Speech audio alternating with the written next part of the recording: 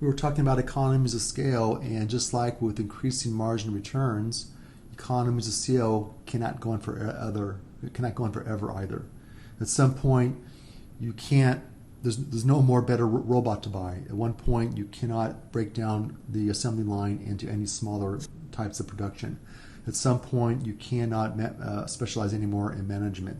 In fact, it might become counterproductive to try to break down to hire more managers to be even more specialized when those salaries outweigh the benefits they bring into the business.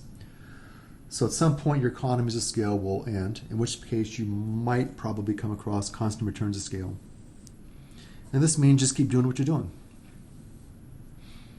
So you double your inputs, you just double the output. So I did not write that down here, but the technical definition of constant returns of scale, you double your inputs, you double the output. And so here we go back to 1,000 units of labor and capital, 10,000 units of output. You double your labor to 2,000, capital to 2,000, and output goes to 2,000. Well, nothing changes in terms of the average cost. My cost have doubled, the output have doubled. These 20,000 has the same average cost per unit as the 10,000. So in that case, your graph will look like this, where I get larger and it just stays constant, stays level. And then if I get larger and larger, I will come across what a largely studied concept in business and economics, which is diseconomies of scale.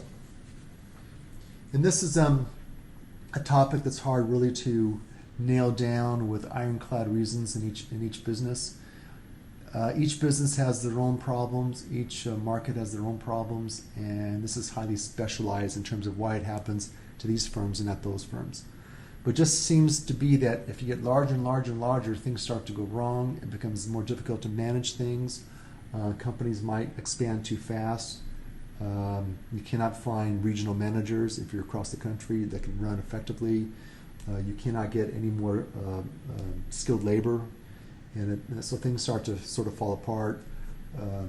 Things start to become more inefficient. Customers are dissatisfied, and your business starts to suffer in terms of profit and higher cost. All that is a highly studied area, and again, this would be something that people spend their whole lives studying.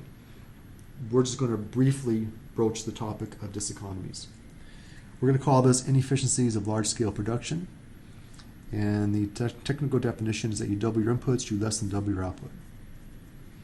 So again, go back to the same starting point, 1,000 units of capital labor, 10,000 units of output. We double our inputs, and the output it doesn't increase that much, by half. So here my cost goes up by 100%, but the output goes up by 50%. These 15,000 are going to cost me more, on average, per unit than those 10,000. And that's not good, but it's something that a lot of companies have experienced when they get large. And again, it probably comes down to coordination. It's hard to manage things that are larger. There's so many things going on. You start to get also, again, this is a whole study of business. People get to be sort of involved in their own personal area. So like you want to build your own kingdom. And so you hire staff, not because you need them, because it makes you look more larger than your other managers. They're all in competition with one another. If you have a bunch of mid-level managers, they want to move into, say, a vice presidency, and so they're always in competition with one another, which means the company suffers. They're more worried about themselves than they are the business. A couple examples of companies that found themselves in trouble. Kodak was the dominant seller of film in the 1960s and 70s and 80s. And in the 90s, we had digital cameras come out. And Kodak tried to adapt. In fact, I think they came out with the first digital camera themselves. And they were selling, they were doing well for a while, but then they fell behind all the other competitors for whatever reason. And then when cameras started to have phones, and very good cameras on these phones, no one was even buying digital cameras anymore, and Kodak find themselves in serious trouble, as they are right now. Sears, again, they were the dominant retailer for a long, long time, and then they got into the 80s and 90s, and they sort of fell behind people like Best Buy.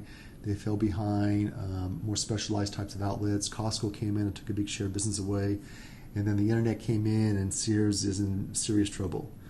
Chipotle, very popular when they first came out, but then they had, again, management problems. They had problems with sanitation. People got sick from eating their food. Again, employees were messing up, managers were messing up, and they lost a big share of the market. Graphically, what this looks like is that your long and average cost curve will start to go up right here. So we have three regions of the long run in terms of cost curve. We have economies of scale. That's when the long and average cost curve is falling. That means we can build business sizes which can bring down the average cost.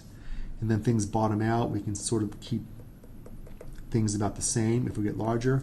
At some point we have coordination problems. It's hard to find more managers, quality managers, skilled labor, and things start to fall apart and your costs start to go up. Where's the best place? Well, from society's point of view, we want you to be down here. If you're down there, then you took advantage of all the economies and got no diseconomies. But for a firm, again, they're after what's best for them, which is where they maximize profits. So sometimes, even if you're having trouble running the company, if people still want to buy the product, then you might want to be over here. Take advantage of the high sales. Maybe Amazon is doing that. Amazon is just selling more and more and more. I'm not sure if they're having trouble running their company, but they might be over here. But again, they can cover some of their mistakes by the fact they sell so much. If you're Maserati, you don't want to be down here. You want to be over here somewhere. You're not going to sell a million cars a year. You want to sell, 3, 4, 5,000 cars a year. That's your specialty. If everyone had a Maserati, then people would not pay, $300,000, $400,000, or $500,000 for your car. So you don't mind having a bit higher cost here because you sell at much higher prices. So where you want to be, again, is based on what your market strategy is, what your business plan is. But from society's perspective, we would like you to be down here because that means you're producing at lowest possible cost. And that was one of our main goals in microeconomics, was to produce the things that people value the most, which we'll see how that works in Chapter 8, and how you want to produce the things at the lowest possible cost, which again we'll see in Chapter 8. And this, by the way, this applies to any kind of a market or any kind of a firm, whether you're in a competitive market, whether you're a monopoly. Your costs don't change. So if you're a monopoly, if you're, again, very competitive, your cost structure is all the same. Everyone faces the same kind of cost structures. The difference between a monopoly and a firm in a competitive market is not on the cost side, it's on the revenue side. And we'll move into competition in Section 3 in Chapter 8.